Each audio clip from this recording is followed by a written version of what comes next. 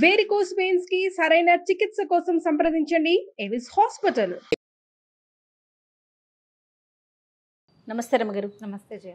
రమగారు, మనకి కొన్ని దేవాలయాల్లో నిమ్మకాయలో దీపం పెడుతూ ఉంటారండి. దీనికి ఏమైనా ప్రత్యేకమైన కారణాలు ఉంటాయా? అంటే ఏ ఫలితం కోసం నిమ్మకాయలో దీపం పెడుతూ ఉంటాం? దుర్గాదేవి అనుగ్రహం కోసం పెడతారు. నిమ్మకాయ దీపం మామూలు సమయాల్లో వాటికంటే కూడా రాహుకాలంలో పెట్టడం విధానం. అవును. ఈ రాహుకాలం అంటే ఎప్పుడు వస్తుంది? రోజుకి ఒక టైం ఉంది. మంగళవారం 3 నుంచి 4:30 దాకా సాయంకాలం, ఓ పావు గంట 10 నిమిషాలు అటు ఇటుగా ఉంటుంది, 3 to 4:30. శుక్రవారం 10:30 to 12. ఈ 2 రోజుల్లోనే ప్రత్యేకంగా మనం దుర్గాదేవి కోసం పెడతాం. దీంతోపాటు అష్టమి నాడు పెట్టచ్చు. అష్టమి ఏ వారమైనా సరే, అష్టమి ఏ వారం అయితే ఆ వారానికి సరిపడిన రాహుకాలంలో చూసి పెట్టుకోవచ్చు. కానీ ఎక్కువగా ఇది మన ప్రాంతపు సాంప్రదాయంగా కనపడదు జయ. తమిళనాడులో బాగా పెడతారండి. కామాక్షి దీపం అని పెడతారు. అక్కడ పైగా రాహుకాలం వాళ్ళు పాటిస్తారు. అవును. మనకి రాహుకాలం పాటింపు మన దగ్గర ఉండదు. మనం వర్జ్యం పాటిస్తాం.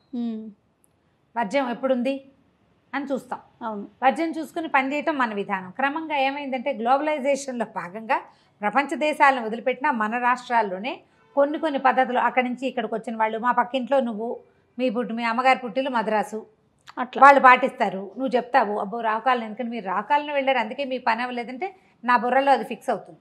నేను మెల్లిగా రాహుకాలాన్ని పాటించడం మొదలు పెడతా. క్రమంగా మా ఇంటి సంప్రదాయం కింద మారిపోతుంది. జనరల్గా చాలా విధానాలు ఇలాగే వస్తాయి.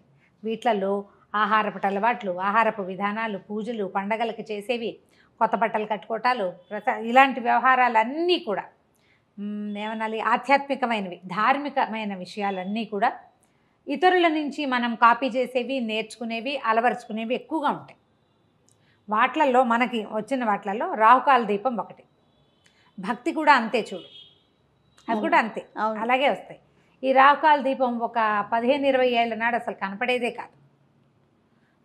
హైదరాబాద్లో స్కందగిరిలో కామాక్షి అమ్మవారిది ఒక అమ్మవారి దేవాలయం, ఉపాలయం, అక్కడ కనిపించేవి నేను 25-27 ఇయర్స్ బ్యాక్ నేను చూశాను. తర్వాత క్రమంగా మన దగ్గర ఉన్న దుర్గాలయాల్లో కూడా కనిపించడం మొదలెట్టింది. 4, 5, 6 పెట్టేవాళ్ళు. ఇప్పుడు వేల సంఖ్యలో పెడుతున్నారు. భక్తి ఈ రకంగానే డెవలప్ అవుతుంది. భక్తి అంటే నమ్మిక అవి కాదు, విధానాలు కాపీ చేసుకుంటాం మనం. మంచిదేగా, మన ఇంట్లో అలవాట్లేదు అని నేను అన్నాను అనుకో, మన వైపు అలవాట్లేదు, ఏమైంది అమ్మవారికేగా, మంచిదేగా, ఊళ్ళో పెట్టడం కాదని అనలేం మనం. అవును. అది చేశాక మనకి ఏదైనా ఒక శుభమో ఒక సానుకూలమైనది ఒకటి కనపడింది అనుకో, ఇంకా మానబుద్ధి కాదు, అవును, చేయాలనిపిస్తుంది. బోల్డ్ అని విధానాలు ఉన్నాయి దానికి. శుక్రవారం కానీ మంగళవారం కానీ రాహుకాలంలో అమ్మవారి సన్నిధిలో దీపం పెట్టుకోవచ్చు. ఒక్క దీపం నుంచి 9 దీపాల వరకు ఒక దీపం పెడతారు. ఒకే నిమ్మకాయ ఒక డిప్పలోనే, ఆ నిమ్మ డిప్పలు వెనక్కి తిప్పి దాంట్లో ఆవునేతి దీపాన్ని వెలిగించటం ఒక పద్ధతి. నువ్వుల నూనె వెలిగిస్తే మంచిదని మొన్న మధ్య ఎవరో చెప్పారు నాకు. సరే, మనకు ఒకటి తెలుసు, స్వధర్మ నిధనమే మంచిది, ఎందుకు వచ్చిన కోలా కొత్త ఐడియాలు తీసుకోకూడదు అనుకున్నా. కానీ నేను ఒకటి తర్వాత 3 దీపాలు పెడతారు, 5, 9 పెడతారు. 9 దేవాలయ నియమంగా చెప్తారు. 9 పెడతారు. 9 డిప్పలు, 9 డిప్పలు పెడతారా? ఓకే. ఓ 5 కాయలు కోసి అదేలే 5ని 10 డిప్పలు తీసేసి ఒక డిప్ప పక్కన పెట్టేస్తారు. మిగతా వాటిలలో ఈ డిప్పలు వెనక్కి తిప్పిన డిప్పల్లో పెడతారు. ఒక చోట ఒక దేవాలయంలో అయితే అసలు డిప్ప వెనక్కి తిప్పకుండా నిమ్మకాయ కట్ చేయటం, దాని మీదే ఆవునేతి దీపాన్ని ఒత్తిని ఆవునేతిలో నానబెట్టారు, అది ఎత్తి పెట్టారు. ఓకే.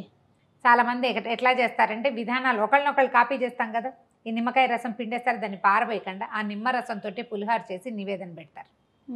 అమ్మవారు ఎట్లాగూ మన పసుపచ్చ అన్నం ఇష్టం, హరిద్రాన్నైక రసిక అని చెప్తారు లలితలో. ఆవిడకి హరిద్రాన్నం అంటే ఇష్టం, పసుపు అన్నం అంటే పులిహోర ఇష్టం. నిమ్మకాయ పులిహోర అమ్మవారికి నివేదన. రసం పారే ఎక్కర్లేదు, అది కూడా అమ్మ సేవలోనే వినియోగింపబడుతుంది కాబట్టి మనం ఇలా పెట్టుకోవచ్చు.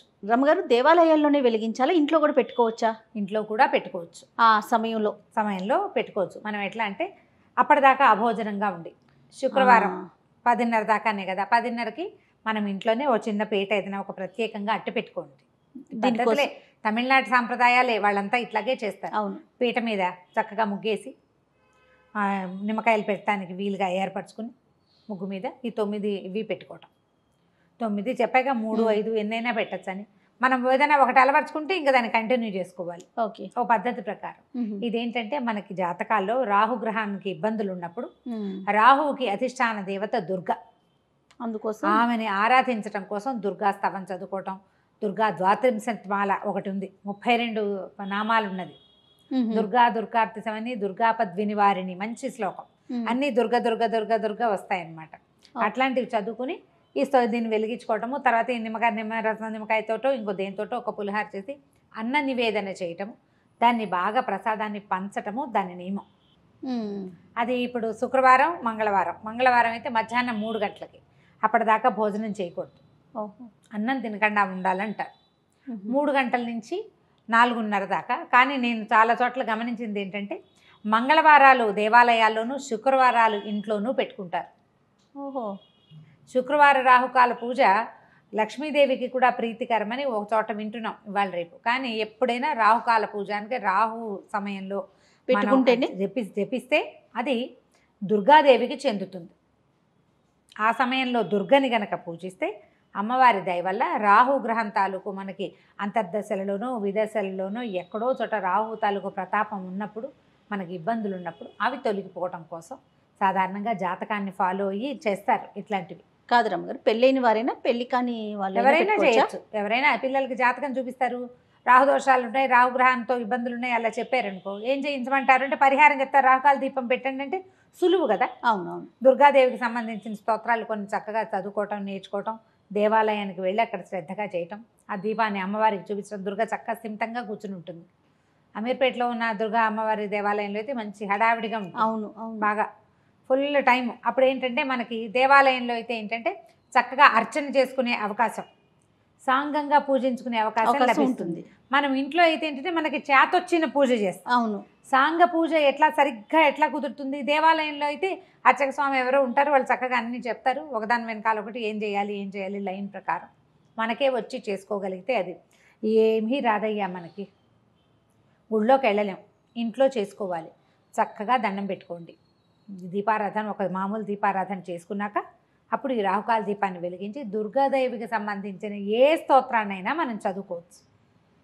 చదువుకుని పళ్ళు పాలు తర్వాత ఇంట్లో ఉంటాం కాబట్టి పానకము వడపప్పు అలాంటివి నివేదన చేస్తే నిమ్మకాయ దీపం చాలా ఫలితం ఇస్తుందని, సమస్యలు రాహువు వల్ల వచ్చే సమస్యలు మనకి తొలగిపోతాయని చెప్తారు.